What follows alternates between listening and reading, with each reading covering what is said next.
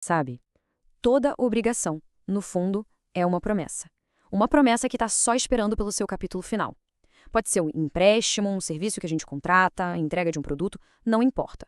O que importa é que existe um vínculo ali, uma ligação que só se desfaz de um jeito, com o cumprimento. Então, vamos mergulhar juntos nessa arte jurídica de finalizar essa promessa. Vamos falar sobre o adimplemento. E para a gente desvendar esse processo, nosso roteiro de hoje vai ser o seguinte. Primeiro, o que é o fim da obrigação? Depois, quem são os atores envolvidos nisso? A gente vai ver também a importância dos detalhes na prestação, como se prova que tudo foi cumprido, e, para fechar, uma reviravolta bem interessante sobre quando quase tudo pode sim ser o suficiente.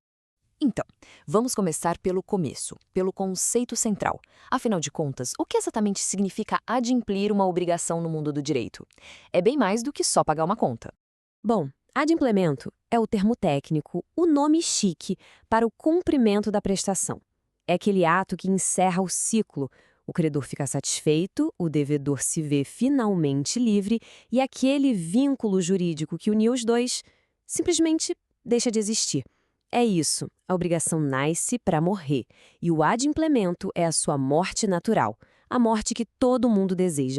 E aqui, olha, vale a pena prestar atenção na nuance dos termos. A gente usa a palavra pagamento no dia a dia, geralmente para dinheiro, né? Mas o termo jurídico adimplemento é bem mais amplo. Ele cobre qualquer tipo de obrigação.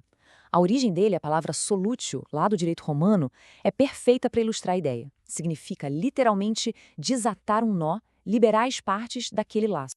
E aqui vem um ponto que é crucial. Para o direito, o adimplemento é um ato fato jurídico. O que isso quer dizer? Quer dizer que o que importa mesmo é o resultado prático, a entrega da coisa, a execução do serviço. A intenção de quem deve, o famoso animus solvendi, ou seja, a vontade de pagar, é irrelevante. Se a prestação foi cumprida, a obrigação acaba. Ponto final. Certo? Agora que a gente já entendeu o que, vamos ver o quem. Quem são as pessoas que a lei legitima para participar desse ato final da obrigação? Bom, obviamente, o devedor é o principal ator. Mas a lei permite que outros entrem em cena. Um terceiro interessado, como um fiador, por exemplo, pode pagar. E, o que é mais surpreendente, até um terceiro que não tem interesse direto pode fazer o pagamento.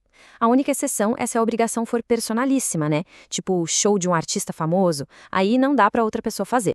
Essa flexibilidade toda levanta uma questão bem importante. Se várias pessoas podem pagar, o que acontece do outro lado da moeda? E se o pagamento for feito para a pessoa errada, hein? A resposta está aqui. O pagamento, claro, deve ser feito ao credor ou a quem o representa. Mas a lei também protege quem age de boa fé.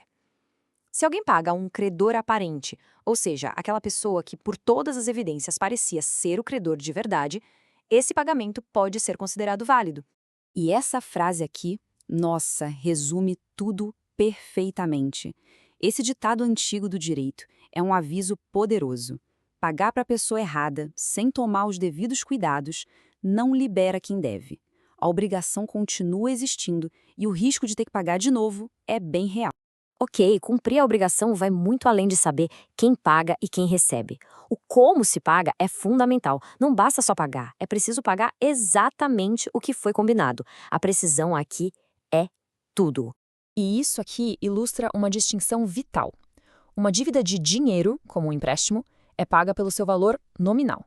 R$ 1.000 hoje são os mesmos R$ 1.000 amanhã para essa dívida. Já uma dívida de valor, como uma indenização por danos, por exemplo, busca reparar uma perda. O dinheiro é só uma medida e o valor precisa ser atualizado para refletir o poder de compra real na hora do pagamento. Beleza, a obrigação foi cumprida. Como o devedor se protege? Como ele prova que a promessa foi finalizada? É aqui que entra a importância da prova. A prova máxima do adimplemento se chama quitação.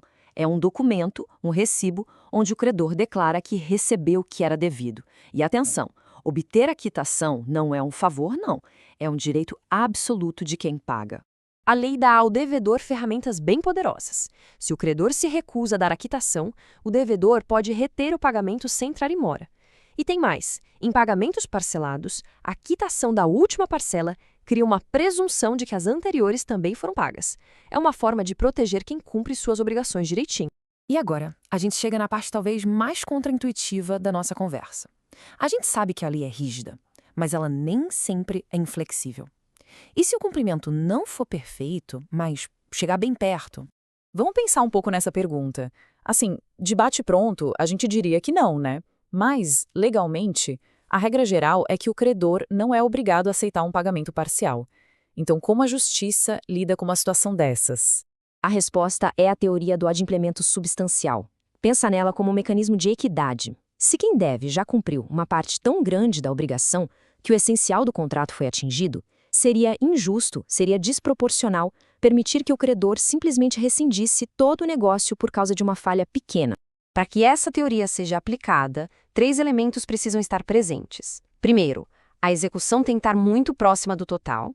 Segundo, o interesse principal do credor precisa ter sido atendido. E terceiro, a parte que falta cumprir deve ser insignificante.